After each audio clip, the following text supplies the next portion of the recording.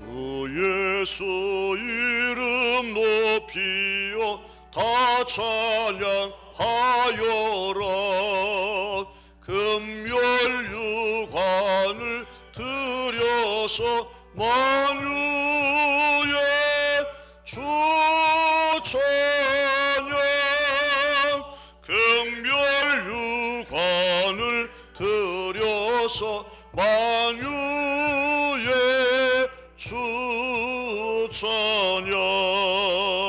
주 예수 당한 고난을 못 잊을 죄인아, 내 귀한 법에 바쳐서 만유의 주 찬양. 내 귀한 법에 바쳐서 만유의 주 찬양. 이 지구 위에 거하는 온 세상 사람들, 그 크신 위엄 높여서 만유의 주 찬양. 그 크신 위엄 높여서 만유의 주 찬양. 주 믿는 성도 다 함께 주 앞에 엎드려 무궁한 노래 불러서 만유의 주 찬양.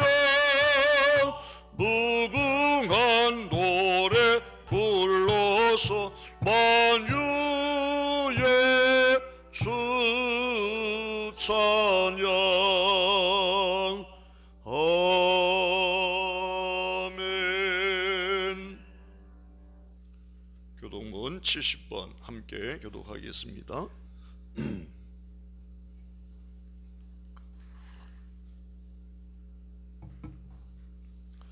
내가 붙드는 나의 종, 내 마음에 기뻐하는 자, 곧 내가 택한 사람을 보라.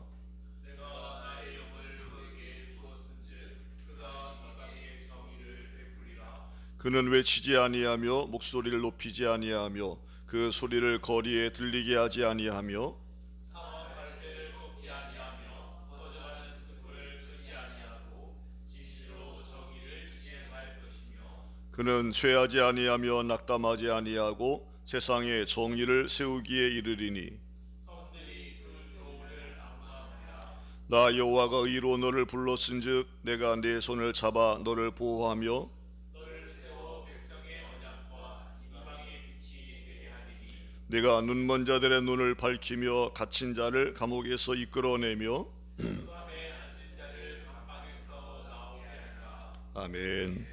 김기준 전사님 기도하겠습니다. 사랑과 은혜가 많으신 하나님, 감사를 드립니다. 주님, 주님께서 우리에게 귀한 은혜를 허락하여 주시고 우리의 생명을 지금 이 순간까지 인도하여 주셔서 이렇게 주님께서 부활하신 주의 날에 함께 모여 주님께 예배드릴 수 있도록 인도하여 주심을 감사를 드립니다. 아멘. 이 시간 하나님께서 우리에게 베풀어 주신 은혜의 시간을 우리가 가벼이 여기지 않게 하여 주시고 우리가 가진 모든 것을 최선의 것을 주님 앞에 드리며 최고의 것으로 주님을 경배하며 예배할 수 있는 우리의 마음과 의지와 자세가 될 수 있도록 주님께서 이끌어 주시옵소서. 그리하여 오늘 드려지는 예배를 통하여 우리의 심령이 회복되고 하나님의 임재를 경험하며 살아계신 주의 음성을 듣고 우리가 다시 한번 일어나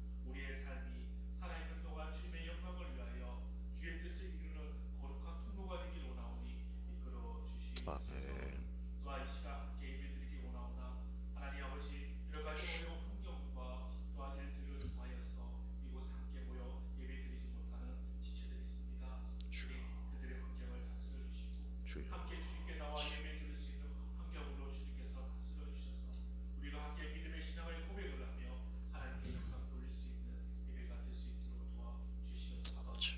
이 시간 우리가 갈급한 심령으로 주님 앞에 나왔습니다. 주의 종의 입술에 권능을 더하여 주시고 우리에게 선포되어지는 오늘 귀한 주의 음성을 주의 종의 입술을 통하여 우리가 들을 수 있는 시간이 되기를 원합니다. 주님 말씀하여 주시옵소서. 우리가 겸손히 듣겠사오니 주님께서 말씀하여 주시고 우리가 믿음으로 아멘으로 화답하며 결단할 수 있는 시간이 되게 하여 주시옵소서. 아멘.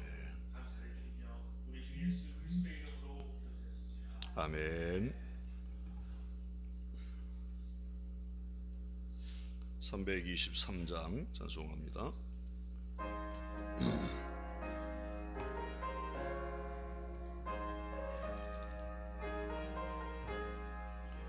부름 받아 나서니 몸 어디든지 가오리다. 괴로우나 즐거우나 주만 따라 가오리니 어느 누가 막으리까. 죽음인들 막으리까. 어느 누가 막으리까. 죽음인들 막으리까. 아골 골짜 빈들에도 복음 들고 가오리다.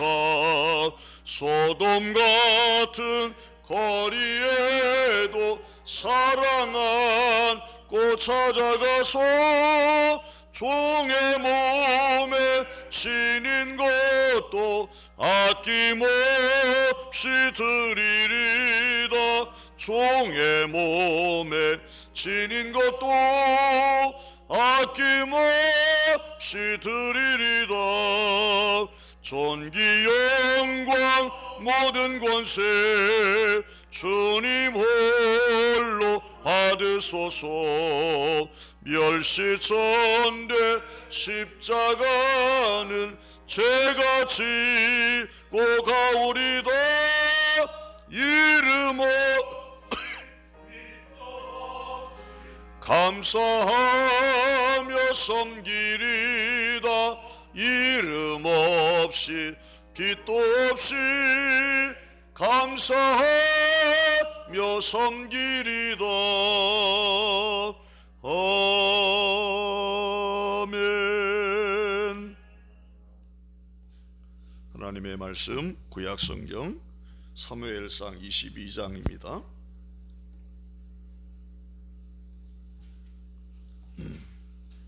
사무엘상 22장 1절로 5절까지 말씀.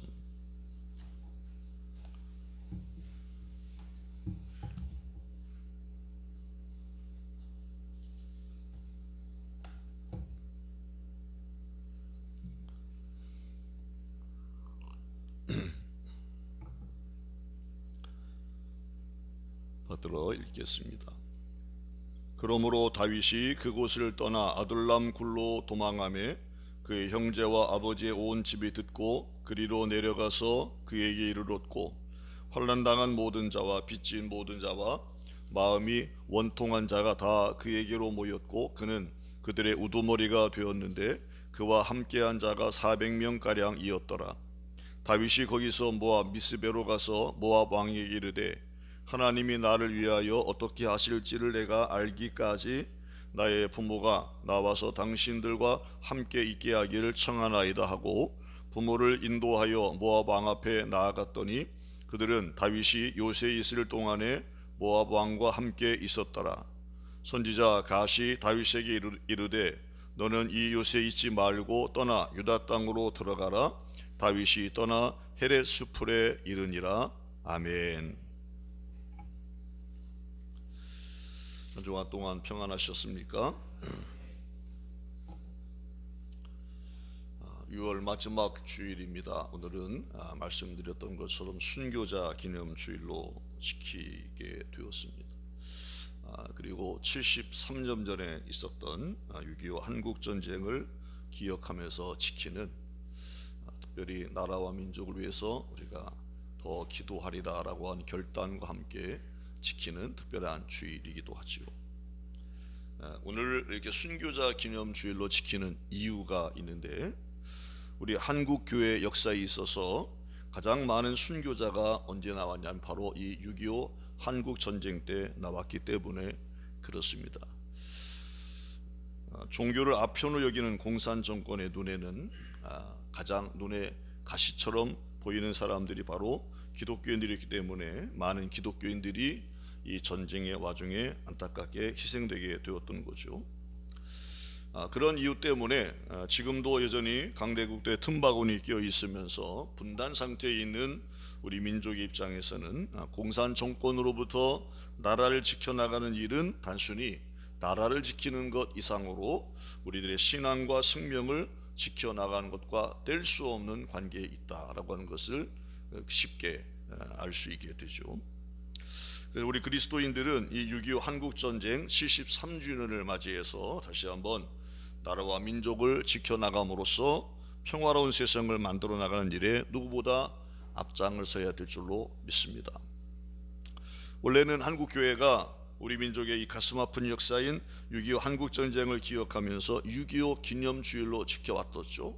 그러다가 우리 감리교단에서는 20여 전부터 이 주일의 의미를 새롭게 해석하면서 순교자의 희생정신 그리고 그들의 영성을 우리 안에서 계승하고자 하는 그런 마음으로 순교자 기념주일로 정해서 그렇게 바꾸어서 지켜오고 있습니다. 이 일은 복음을 위한 선한 싸움에서 순교하셨던 선배 신앙인들을 기억하는 일이고요. 그리고 기념하는 일이고요. 그리고 그 차원을 넘어서서 그들의 뜻을 따름으로써 우리도 소중한 신앙 유산을 빛내는 그런 삶을 살고자 하는 의미가 있습니다. 우리가 순교자 기념주를 맞이해서 감리교의 자랑스러운 신앙 유산을 되새기고 그 전통과 역사를 이어갈 책임이 있다라고 하는 것입니다. 더 나아가서 이런 기회에 우리 안에서 퇴색되어 가고 있는 이 십자가 신앙을 다시 바르게 세워나가야 된다라고 하는 거죠. 그리고 참된 순교의 영성으로 거듭나도록 한다면 이 일이야말로 더없이 귀하고 복된 일이라고 생각이 듭니다. 우리는 이런 순교 정신, 희생을 기념하고 그 신앙의 모습을 본보기로 삼으려 하는 이유는 아주 분명한데요. 그것은 곧 예수 그리스도를 본받는 일이라고 하는 거예요. 우리 순교의 삶을 살았던 신앙의 선배들을 본받는 것은 그들이 주님을 본받는 삶이었듯이 결국 그들을 본받아가면 우리가 주님을 본받는 일이 된다라고 하는 거죠. 그리고 죽기까지 주님의 몸인 교회를 사랑하는 모습이기 때문에 그렇습니다. 그리고 이 일은 예수 그리스도께서 마태복음 5장 10절에서 말씀하신 것처럼 의를 위하여 핍박을 받은 자는 복이 있다. 천국이 저희 것이다 라고 말씀하고 있는데, 그 말씀을 마음에 굳게 믿어서 순교의 영성으로 삼으셨던 순교 선열들의 아름다운 전통을 우리 안에 계승해 나가는 것이기 때문에 더없이 중요한 일이라고 하는 것입니다. 더욱이 이것은 곧 영광스러운 부활신앙으로 나아가는 길이 분명하기 때문에 우리가 이 순교 선열들의 아름다운 신앙 전통을 본받고 이어나가는 것은 우리 자신도 그 거룩한 대열에 함께 서게 하는 일이라고 하는 거죠. 선교 한 140년의 역사가 되었는데 우리나라의 이 짧은 역사를 가지고 한국 교회가 그동안 신앙의 선배들이 열악한 환경 가운데서도 일제의 잔혹한 핍박과 박해 가운데서, 그리고 6.25 한국전쟁과 공산당의 박해 속에서도 신앙의 정체성을 가지고 살아오셨어요. 그래서 기독교가 전래되기 전에 1000년 넘게 이어진 다른 민족 종교들이 많이 있었는데, 그런 종교들보다 더 많은 영향력을 끼쳤고 우리 사회를 변화시키는 힘으로 작용할 수 있었던 것은 바로 복음의 능력으로 무장된 순교자의 영성이 있었기 때문에 그런 일이 가능했다라고 하는 점에서 점점 오늘을 살아가는 우리 그리스도인들이 이 세상 가운데서 영향력을 잃어가고 있는 이때에 우리가 회복할 것이 뭐냐, 이렇게 힘든 상황 가운데서도 믿음의 정체성을 잘 지켜갔던 선배들처럼 우리가 그런 믿음을 다시 우리가 붙잡고 그리고 그것을 잘 지켜나가야 된다라고 하는 거죠. 이렇게 아름답고 자랑스러운 전통을 가진 우리 한국 교회가 1990년도 말부터 이후부터 교회 성장이 정체되고 심지어 감소 추이를 보이고 있었고, 사회 전반적으로 이미 우리가 그동안 많이 겪었던 것처럼 반기독교적인 분위기가 날로 증가되는 안타까운 상황을 넘어서서 이제는 요즘에는 교회 위기를 말하는 시대가 되었습니다.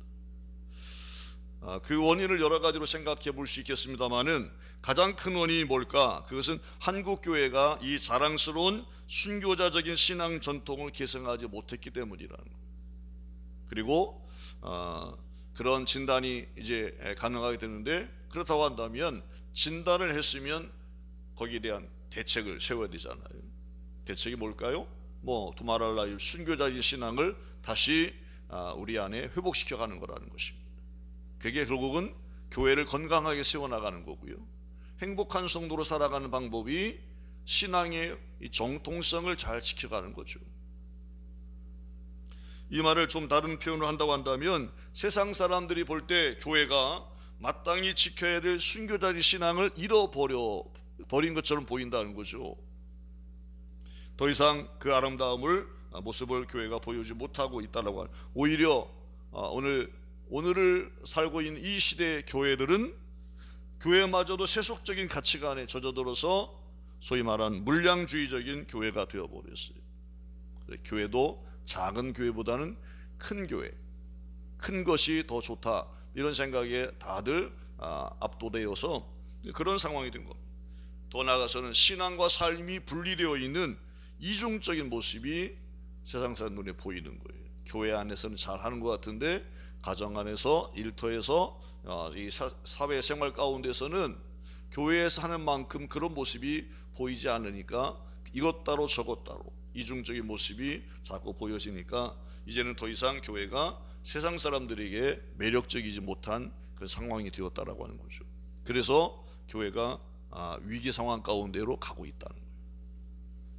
교회가 이렇게 된 원인 가운데 여러 가지를 생각해 볼 수 있겠습니다만, 우선 무엇보다도 하나님의 역사를 방해하려고 하는 사단의 세력이 하나님의 역사의 전초기지라고 할 수 있는 교회를 향해서 끊임없이 공격해 오면서 영적인 전쟁을 그동안 치러왔던 것인데요, 1980년대 이후 급성장을 해왔던 한국교회가 짧은 기간 동안에 놀라운 교회 부흥을 이루었어요. 어찌 보면 이게 대나무도 마디마디 단단하게 자라야 되는 건데 짧은 기간 동안 급성장을 한 거죠. 한국교회가 몸집은 비대해졌는데 그럴 만큼 부흥을 이루었는데, 그런 한국교회가 그 이후에 영적인 긴장이 풀린 겁니다. 사람이 몸이 너무 살이 찌면, 배가 나오고 살이 찌면 당장은 아니도 시간이 지나면 서서히 여러 성인병 징조가 나타나잖아요. 교회도 마찬가지인 거예요. 교회도 건강관리를 건강한 상태를 잘 유지하지 않으면 원치 않게 그런 질병들이 나타나는 거죠. 그 가운데 하나가 영적인 긴장이 풀린 겁니다. 우리가 밥을 많이 먹으면 어때요? 그래, 밥을 많이 먹으면 자기도 모르게 이렇게 피곤해진다, 잠이 온다 가지고 그렇잖아요. 긴장은 풀리잖아요. 적당히 먹어야 되는데 그렇지 못한 거잖아요. 영적인 긴장이 풀리니까, 아니 사단과 영적인 전쟁을 해야 되는데 긴장이 풀리면 어떻게 자기를 지키고 한국교회를 지킬 수 있겠어요? 그게 첫 번째 하나의 문제일 것이고, 더 나아가서 영적인 나태함에 빠지게 된 겁니다. 이 정도면 됐어, 이제는 그러면서 그런 교만스러운 마음과 함께 나태함에 빠지게 되는 거죠. 게으름에 빠지게 되는 거죠. 그러면서 사단과 영적인 전쟁에서 밀리고 있다라고 하는 진단을 할 수밖에 없다는 거예요. 교회는 끊임없이, 성도는 끊임없이 영적인 전쟁을 개인적으로 공동체적으로 우리가 함께 하고 있는 건데, 그런데 교회들이 영적인 전쟁에서 밀리고 있는 것 같은 느낌이 든다는 거죠. 한국교회가 처한 이런 시대 상황 속에서 이제라도 이렇게 우리 감리교회가 이 순교자 기념절 정해서 지키면서 순교자적인 신앙 전통을 계승해 나가는 것, 그래서 영적인 무장을 새롭게 하는 일에 앞장을 서게 되는 것은 참으로 다행스러운 일인데, 이게 한낱 구호로만 끝나면 안 된다는 거죠. 그냥 주일만 그렇게 의미를 둬서 지키는 것으로 예배하면 끝나버리면 그의 원래 정신이, 원래 그 목표한 그 모습이 우리 가운데 있을 수 없게 된다는 거죠. 그래서 제가 보기에는 이렇게 순교자 기름질 지키는데 점점 순교자적인 신앙은 찾아보기가 쉽지 않은 겁니다. 이렇게 이 순교자의 신앙을 개인적으로나 한 가정 그리고 한 가문이 잘 계승하고 발전시켜 나가는 것은 한 개인이나 한 가정과 그리고 한 민족의 역사를 섭리하시는 하나님의 손에 이끌려서 한 개인의 삶을 하나님 앞에서 믿음으로 오롯이 세워나가는 것입니다. 순교자적인 신앙을 갖는 것은 하나님의 이끄심에 전적으로 순종하는, 개인도 가정도 민족도. 그래서 한 가정과 민족의 역사를 하나님의 뜻을 따라서 온전히 세워나가는 것을, 그런 삶을 실천하는 것이 바로 순교자적인 신앙을 계승하는 겁니다. 그런 점에서 이렇게 나도 이 순교자 기름질을 지키면서 순교자적인 신앙을 다시 되짚어보고 그런 삶을 결단하는 것은 의미가 있어요. 왜냐하면 한 나라의 정치적인 독립 중요하죠. 안정을 이루는 것 중요하죠. 그런 일을 위해서 헌신하고 희생하는 일도 중요합니다. 한 나라가 경제적인 자립을 하고 안정을 이룰 수 있도록 하는 것 중요합니다. 그런 역할을 하는 것도 중요한 그리스도인이 해야 될 일입니다.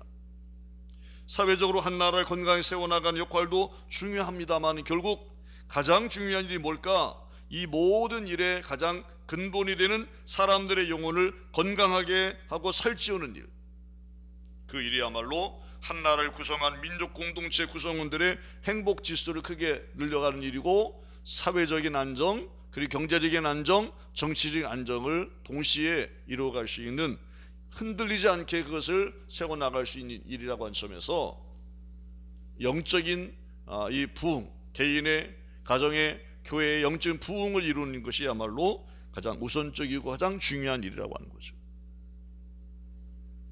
우리 믿음의 선배들은 일제강점기에 나라와 민족이 위기 상황에 처해 있음을 보면서 나라와 민족을 구해내기 위해서 여러 가지 방법을 헌신했어요. 애국한 일에 앞장을 서서 그 귀한 유산을 우리에게, 그런 모습을 물려주었어요. 그래서 그리스도인으로서 부끄럽지 않은 신앙인의 본을 보여온 것이 사실입니다.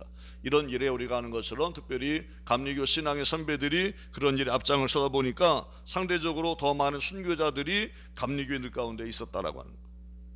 오늘을 살아가는 우리들도 이런 신앙 선배들의 귀한 본을 본받을 것이고, 나라와 민족을 위기 상황에서 구해내는 일을 위해서 우리가 할 수 있는 모든 방법을 동원해서 헌신해 가야 될 것이고요. 우리가 사는 삶의 자리에서 지극히 작은 일부터 교회를 정말 건강하게 세워나가는 일을 위해서, 가정을 또한 믿음으로 든든히 세워가는 일을 위해서, 우리 일터가, 우리가 살아간 삶의 자리마다 그런 어떤 기본이 잘 되어 있는 건강한 믿음의 그런 삶의 자리로 세워나가는 것은 우리가 무슨 나라를 구하기 내가 목숨을 바치는 그런 것이 아닐지라도 중요한 일이다라고 하는 것인데요. 초대교회 신학자였고 교부였던 터툴리안이라는 사람 이런 말을 했어요. 순교의 피는 교회의 씨앗이다. 그 말처럼 기독교 역사는 사실은 피의 역사다, 헌신의 역사다라고 말할 만큼 사실 교회 역사만 그렇습니까? 이 세상의 모든 역사가 사실은 피의 역사죠. 헌신의 역사죠. 한 가정도 그래, 가문도 부모들이 헌신해서 그렇게 땀 흘려서 그렇게 고생을 해서 가정을 든든하게 세워 온 거죠. 이 땅에 세워진 주님의 교회들은 이 순교자의 거룩한 피를 통해서 세워졌고 성장해 왔다고 하는 사실, 십자가에 달리신 예수 그리스도의 죽음이라고 하는 것은, 그것은 고귀한 순교 역사의 출발점이 되었다라고 하는 거고요. 그래서 모든 순교자의 선택은 바로 이 십자가의 길을 뒤따르는 것이다. 아까 말씀드렸죠. 그래서 우리의 순교 선열들은 예수님의 십자가의 길을 따라간 것이고 그것을 본받는 것이었다. 그들은 하나님을 향한 온전한 믿음, 그리스도를 향한 충성, 성령의 능력을 힘입어서 하나님의 말씀과 사랑을 더 강력하게 증언할 수 있었다라고 하는 것이죠. 그런 헌신적인 삶을 통해서만 이런 순교자의 피는 믿음의 씨앗이고 평화의 열매가 되어서 우리가 그동안 사실 평화를 누리며 살았던 거죠. 그 열매를 우리가 지금 따서 누리고 있었던 거죠. 문제는 우리는 그렇게 살았는데 다음 세대를 생각하면서 우리는 그런 열매를 또 우리의 후대가 풍성하게 누릴 수 있도록 그런 평화의 기반을 만드는 일에 우리도 우리 선배들처럼 그런 삶을 살아내야, 그래야 이 교회는 든든하게 세워져 갈 거라고 하는 거죠.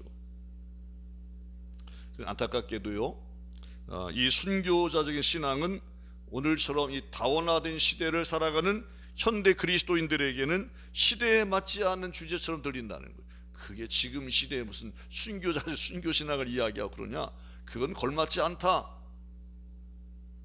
그렇게 그런 시대를 잘못 읽는 거다, 이렇게들 마음에 그런 마음, 반발한 마음들이 있다는 거죠. 그렇지만 이 순교신앙은요, 기독교의 제자도의 핵심적인 가치입니다. 우리가 예수 믿는 것은 나로 말하면 주님의 제자가 되는 거잖아요. 근데 제자로서 잘 살아내는 것은 뭐냐면 순교자적인 신앙이 없으면 제자가 될 수 없는 거예요, 진정한 의미에서. 그리고 그리스도인의 삶의 가장 실질적인 부분을 보여주는 것이 뭐냐? 바로 이 순교자적인 신앙이 있어야 되는 그리스도인, 그러면 뭔가 순교자적인 모습, 이 두 말이 같은 의미로 그렇게 해석된다는 거죠. 기독교 신앙의 핵심이 결국은 예수님의 발자취를 따르는 것이고요, 그것은 그분의 고난과 희생을 본받는 것이라고 한다면 제자들이 치러야 될 것은 외부로부터 오는 그런 어떤 핍박을 이겨내는 것이라기보다는 세속적인 삶을 포기하는 것, 그래서 더 주님을 많이 닮아가는 것을 선택하는 것, 그것이 오늘을 살아가는 현대 그리스도인들이 가져야 될 순교자적인 신앙의 모습이다. 그런데요, 요즘 사람들은요, 하나같이, 저도 그렇지만 점점 더 자기도 모르게 욕심스러워져 가는 것 같아요. 아이들도 그렇고요, 자꾸만 자기 모습을 더 크게 만들어 가려고 하는 것 같아요. 자기가 드러나게 하려고 하고, 인정받으면 당연히 인정받고 싶은 욕구는 다 있지만 자꾸만 더 그런 것 같아요. 자꾸 자기 소리가 커져요. 가정 안에서도 그런 것 같아요. 부부 사이에도 뭐 예전 우리 부모 세대처럼 어느 한쪽이 좀 양보하고 그런 거 없이 뭐 남녀 평등 뭐 이런 것 때문에 그러지만 하여튼 뭐 지려고 하지 않죠. 뭐 지는 게 아니라 양보하는 건데, 뭐 이런 부부 가정 안에서도 그렇게 자꾸만 다툼이 많아지고, 어디에서나 항상 이런 어떤 모습이 점점 우리 사회의 모습에서 보는 모습 같아요. 그런데 교회 안에서도 그런다. 교회 안에 점점 자기 소리를 많이 내려고 하고, 자기 말이 통하지 않으면 무시당한다고 생각하고 뭔가 잘못됐다고 생각하는 그런 어떤 습성들이 우리가 살아가고 있는 이 시대에 우리 모습 가운데 있다는 거예요. 그러니까 그런 사람들이 우리가 더 낮아지고 우리가 더 죽어져야 된다라고 한 순교자의 신앙이 이해가 되겠어요? 이해가 안 되지. 그렇죠? 사도 바울은 친히 자기 몸을 쳐서 복종시킴으로써 뭐라고 고백했어요? 나는 날마다 죽노라, 나는 날마다 죽노라 라고 한 신앙을 고백했던 사람입니다. 이런 순교신앙이 바울에게 있었기 때문에 바울이 사명을 위해 끝까지 목숨을 바치기까지 그 사명을 잘 감당할 수 있는 원동력이 되지 않았을까?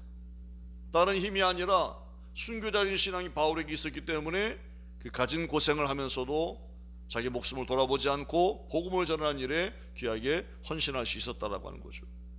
자, 오늘 본문 말씀을 함께 묵상하겠습니다. 자, 이런 순교자인 신앙이 어느 시대에나 필요하다라고 하는 거죠. 어느 시대에나. 우리 선배들 때만이 아니라 오늘도 필요하고, 우리가 제자로 살아내는 것은 어느 시대에나 이 순교자인 신앙을 기반으로 해야 된다라고 하는 것인데, 그렇다고 오늘 말씀이 우리에게 어떤 말씀으로 들려지느냐? 오늘 말씀은 다윗이 이스라엘 왕이 되기 전에 자기를 죽이려고 하는 사울왕의 손을 피해서 이곳저곳으로 옮겨 다니면서 도망하던 도피 생활하던 때를 배경으로 하고 있는 말씀입니다. 우리 다 잘 알고 있어요. 사울이 죽이려고 해서 이렇게 피해서 도망 다녔던 때를. 사울왕이 다윗을 죽이려고 했던 이유가 뭘까? 사무엘상 18장 11절 말씀 가면 이런 말씀이 있어요. 여호와께서 사울을 떠나 다윗과 함께 계심으로 사울이 그를 두려워한지라. 왜 사울이 다윗을 두려워했냐면 사람들이 뭐 사울이 죽인 자는 천천히요, 다윗이 죽인 사람 만만이다, 뭐 그런 것도 있었지만, 민심이 기울어져가는 것도 있었지만, 더 핵심적인 내용은 하나님이 자기를 떠나고 다윗과 함께 계신 것을 보았다는 거예요. 그러니까 다윗을 두려워했다는 거죠. 그래서 죽여야 되겠구나 라는 생각을 했다는 거예요. 사울 왕은 다윗이 골리앗과 싸우러 나갈 때 그때 그런 포상을 약속한 게 있죠. 골리앗과 싸워 이기면 내가 이런 상을 내리겠다. 그 약속한 중에 하나가 뭐예요? 바로 자기 사위로 삼는 것이었어요. 그래서 그 약속을 지키기 위해서 사위를 삼으려고 했는데, 사무엘상 18장 25절 이하의 말씀을 가보면 사울 왕은 다윗을 자기 손으로 죽이지 않고 블레셋 사람들의 손을 통해서 다윗을 죽이려고 그렇게 마음을 먹고, 마치 이 다윗을 자기 사위로 삼으려고 하는 것처럼, 본래 그런 것처럼, 그런 마음인 것처럼 그렇게 마음을 위장을 해가지고, 그래서 어떻게 합니까? 결혼 지참금으로 블레셋 사람들의 이 포피 100개를 가져오게 하죠. 그럼 포피 100개를 가져오려면 100명을 죽여야 되는 거니까, 그런 와중에 다윗이 블레셋 사람을 죽게 만들려고 했던 거죠. 자, 그런데 다윗은요, 결혼날이 차기 전에 자기 부하들과 함께 블레셋 사람 200명을 죽이고 그들의 포피를 사울왕에 드립니다. 사울왕의 사위가 되는 것을 좋게 여기고 있다라고 하는 자기 마음을 표현한 거예요. 자기를 죽이려고 하는데, 그리고 사울왕의 딸 미갈도 다윗을 사랑하게 되죠. 사울왕의 입장에서는 그런 것을 보고는 사울왕은 결과적으로 하나님께서 다윗과 함께 계심을 보게 된 거죠. 사무엘상 18장 29절 가보면 사울왕이 다윗을 더욱 두려워하여 평생에 다윗의 대적이 되니라 라고 말하고 있어요. 왜 그렇게 사울이 다윗을 죽이려고 했을까? 그런 과정 속에서 사울은 생각하기를, 그래서 하나님 이렇게 함께 계시니까 내 딸 저 녀석도 저런 놈을 좋아하고 이런저런 것을 상황을 보니까 하나님이 분명히 함께 계신 게 맞아. 그래서 빨리 없애야 되겠구나 생각에 점점 그를 더 두려워하게 되었다. 성경은 그걸 강조해서 말씀을 두 번씩이나, 앞에 말씀과 뒤에 말씀은 다르죠. 강도가 달라요. 자, 그렇게 시작된 다윗에 대한 사울왕의 살해 시도가 계속되는 가운데 다윗은 사울의 추격을 피해서 이곳저곳으로 도피처를 찾아서 몸을 숨길 수밖에 없는 상황에 있었던 거죠. 다윗이 한 번은 놉이라고 한, 놉 지명입니다. 놉 땅으로 피신하죠. 거기 제사장이 아히멜렉이라고 한 사람이었어요. 아히멜렉이 마침 다윗과 그에 따르는 사람들을 잘 보호해 줍니다. 보살펴 주죠. 도움을 받게 되었는데, 그 일을 나중에 에돔 사람이었던 사울의 목자장 가운데 한 사람이었던 도액이라고 한 사람이 사울왕에게 그 사실을 알립니다. 놉 땅에 다윗과 그 일행이 피신했었고 아히멜렉 제사장 그를 도와줬다라고 사실을 알리게 됩니다. 그래서 다윗은 다시 그 놉 땅에 있지 못하고 도피하게 됩니다. 그리고는 놉 땅의 제사장 85명이 한꺼번에 살해당한 안타까운 일이 성경 가운데 기록이 되어 있어요. 자, 그 일이 있고 나서 다윗은 다시 어디로 갑니까? 블레셋 가드라고 하는 곳으로 갑니다. 그 당시 가드가 블레셋의 한 도시인데 아기스라고 하는 사람이 왕으로 있었어요. 그 얘기로 피난을 갔어요. 안 되니까 블레셋으로 망명을 간 거예요. 근데 블레셋은 우리가 아는 것처럼 누구의 고향이에요? 블레셋은 누구의 조국입니까? 골리앗의 조국이잖아요. 골리앗의 조국이잖아요. 자기가 죽였던 적장. 그래서 자기가 한순간에 이렇게 아주 유명해진 거잖아요. 아니 어떻게 갈 데가 그렇게 없었어요? 골리앗의 고향으로 피신한 거예요.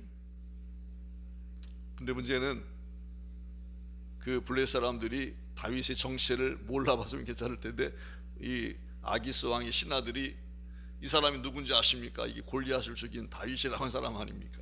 그걸 알게 되죠. 그래서 이제는 뭐 도관에 든 쥐처럼 자기 발로 죽으러 들어간 거잖아요. 꼼짝을 죽게 되었는데 살아날 방법을 생각하는 게 다윗이 어떻게 해요? 아기스 왕 앞에서 미친 사람처럼 행동합니다. 미친 죄라는 거예요. 그래서 그 위기를 모면합니다. 참 안타깝죠. 도망간다고 간 게 거기로 갔는데 거기서 꼼짝없이 죽을 뻔했는데 어떻게 해서 꾀를 내서 미친 척해서 그래 살아나요. 그 일이 있고 나서 다윗이 어디로 갑니까? 오늘 본문에 나오는 아둘람 굴로 도피하게 된 겁니다. 그때 400명가량의 사람들이 다윗을 따라서 그곳을 피난을 해와서 다윗을 따르는 사람들이 된 것을 성경이 말씀하고 있죠. 우두머리가 되었다라고 말하고 있어요. 그런데 본문 3절 4절 말씀을 가보면 다윗은 그것도 안전한 피난처를 이지 못했다는 거예요. 자기 딴에는 여기로 가면 괜찮겠지 그랬는데 거기도 안전한 피난처가 아니었다는 거죠. 그래서 그는 그것을 떠납니다. 어디로 가요? 이번에는 모압 땅으로, 또 국경을 넘어서 모압 땅 미스베라고 하는 곳으로 도피처를 옮기게 됩니다. 그때는 자기 혼자만, 자기 다른 부하들만 데리고 간 게 아니라 자기 부모님까지 모시고 왔어요. 부모님까지.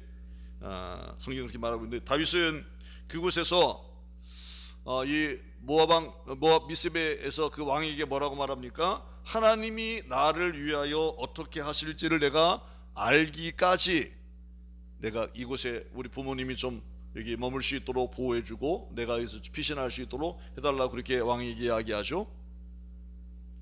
자 보십시오. 이런 다윗의 도피, 사울의 손을 피해서 도망다닌 다윗의 도피는 쫓기는 상황에서 자신의 목숨이 위태로운 탓에 자기 생각을 바탕으로 해서 그때마다 도피처를 찾아서 도망을 다녔던 것이라는 거예요. 문제는 가드뿐만 아니라 미스베뿐만 아니라 어디든지 다윗이 어디를 가든지 안전하지 못했다라고 하는 거예요. 다윗이 그것을 옮겨 다닐 때마다 도피처를 새롭게 정하고 갈 때마다 오늘 말씀의 제목처럼 하나님이 이끌어서 간 게 아니었잖아요. 자기 생각으로 여기로 가면 괜찮겠지, 여기로 가면 괜찮을 거야, 그리고는 자기 생각, 자기 경험을 바탕으로 그렇게 해서 도피처를 선택하고 그렇게 도피하는 생활을 했다라고 하는 거죠. 그런데 그가 생각했던 도피처가 안전한 피난처가 되지 못했다라고 하는 거예요. 그때 하나님 어떻게 하시나요? 갓이라고 하는 선지자를 다윗에게 보냅니다. 그래서 그를 유다 땅으로 들어가게 하십니다. 다윗의 생각에는 유다 땅에는 사울을 피해서 숨을 만한 곳이 없다고 생각한 거예요. 위험하다고 생각한. 그래서 국경을 블레셋 땅으로 또 모압 땅으로 이렇게 망명생활을 그렇게 선택하게 되었던 것인데 하나님은 그런 다윗에게 선지자를 보내서 유다 땅으로 들어가라라고 말씀하십니다. 다윗은 이런 선지자를 통한 하나님의 명령을 순종합니다. 유다 땅으로 들어갑니다. 자기가 생각하기에는 가장 안전하지 않은 곳 유다 땅으로 사울 손 가까이 가는 거잖아요.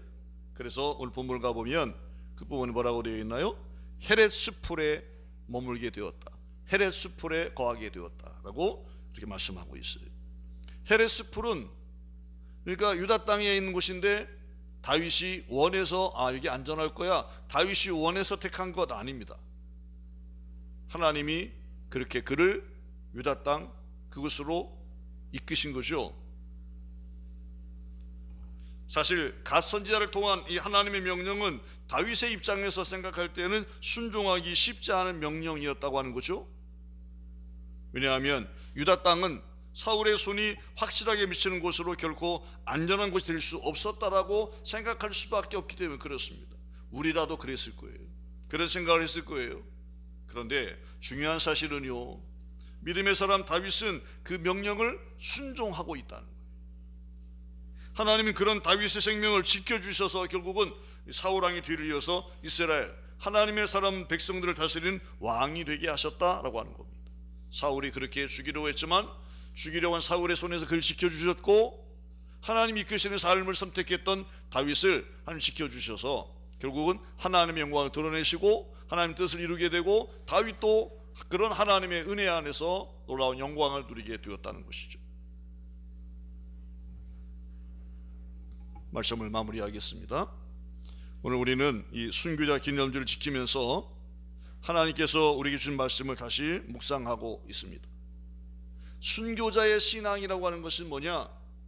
오늘 말씀의 제목처럼 하나님이 이끄시는 삶을, 하나님께서 이끄시는 삶을 상황과 상관없이 살아내는 것이 순교자의 신앙이라. 내 마음에 안 들어도, 상황이 좋지 않아 보일지라도 하나님이 그렇게 하라고 하면, 하나님이 이끌어 가시면 순종하는 것, 그게 순교자의 신앙이라. 어느 시대에나 마찬가지입니다.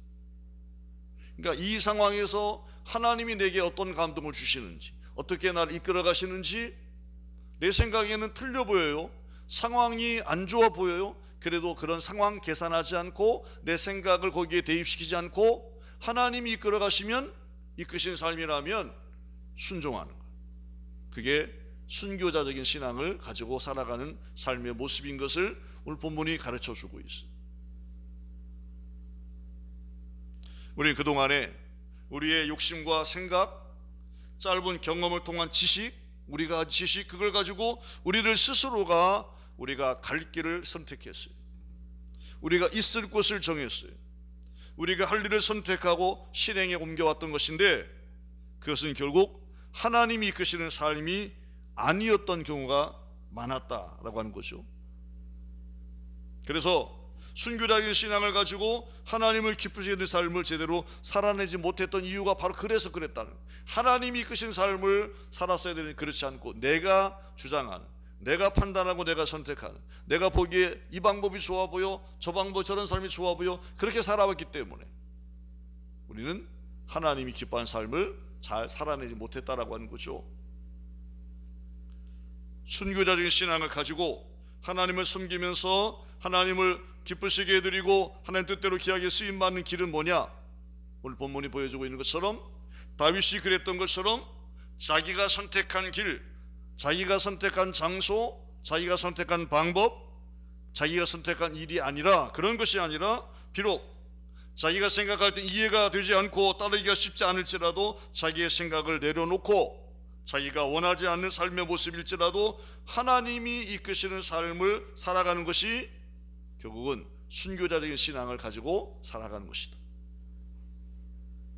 이 사실을 우리 모두 다시 한번 깨달아야 될 줄로 믿습니다. 사실 그게 무슨 거창하게 순교자적인 신앙 이렇게 말 붙이지 않아도 그게 건강한 바른 신앙이라는 거죠. 근데 우리는 자꾸만 내 생각, 내 주장을 내세요. 내 소리가 자꾸 커져. 하나님이 말씀하시는 그거 아니잖아요. 이렇게 자꾸만 하나님에 대해서 우리가 우리 소리를 내, 우리 생각을 섞어.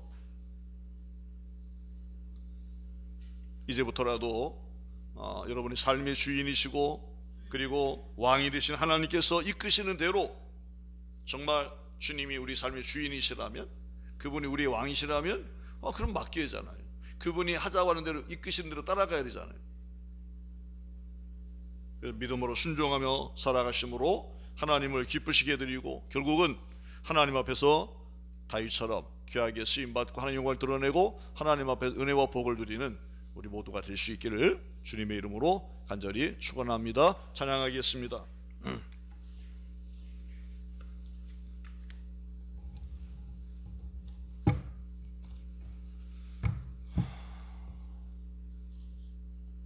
(316장)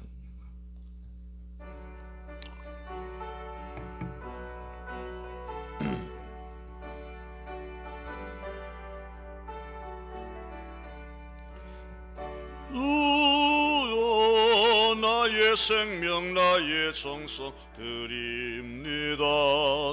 이 작은 나의 생명 나의 정성 다해 주님만을 위하여서 살기 원하오니 주여 잡아주소서 나를 잡으소서 주님만을 위하여 살게 하소서. 불같은 성령으로 충만케 하옵소서. 환난이 와도 핍박이 와도 주님만 위해 살게 하소서. 3절 주여 이 몸 바쳐 주의 일 하렵니다. 아무리 어려워도 괴로움 당해도 주와 함께 승리함 살게 하옵소서. 주님 사랑 크시니 주를 따라가며 주님으로 만족해 하여 주소서. 불같은 성령으로 충만케 하옵소서. 고통이 와도 죽음이 와도 주님만 위해 살게 하소서. 공동체 고백 함께 하시겠습니다. 우리는 부름받은 하나님의 백성이요 그리스도의 제자입니다. 하나님을 열정적으로 섬기는 예배자로 한 몸된 교제를 나누는 건강한 지체로 서로 사랑하며 이웃을 구원하기 위하여 나눔을 실천하고 하나님의 영광을 함께 누리는 행복하고 성령 충만한 공동체가 됩시다. 아멘. 기도하겠습니다. 하나님 아버지, 우리를 여전히 사랑하셔서 6월의 마지막 주일 순교자 기념주일 하나님 앞에 나와 예배하며 주신 말씀을 통해서 오늘 우리에게 필요한 순교자인 신앙이 무엇인지를 다시 깨우쳐 주시니 감사합니다.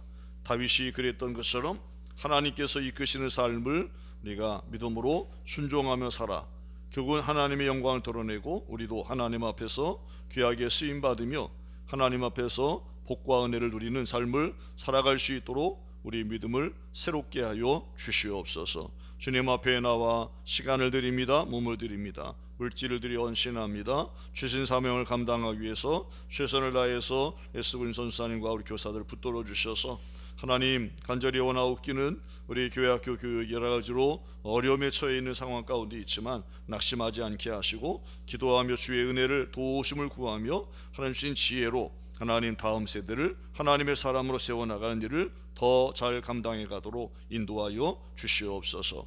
이제는 우리 주님 예수 그리스도의 크신 은혜와 하나님 아버지의 크고도 놀라우신 사랑하심과 성령의 감화 감동 교통 위로 충만 내주하심이 정한 시간 믿음 가지고 하나님 앞에 나와 순교자 기념주의를 지키며 순교자인 신앙을 가지고 하나님의 영광을 위해 살리라 결단하며 돌아가는 성도들 가운데 이제로부터 영원토록 함께 계시옵기를 간절히 축원하옵나이다. 아멘.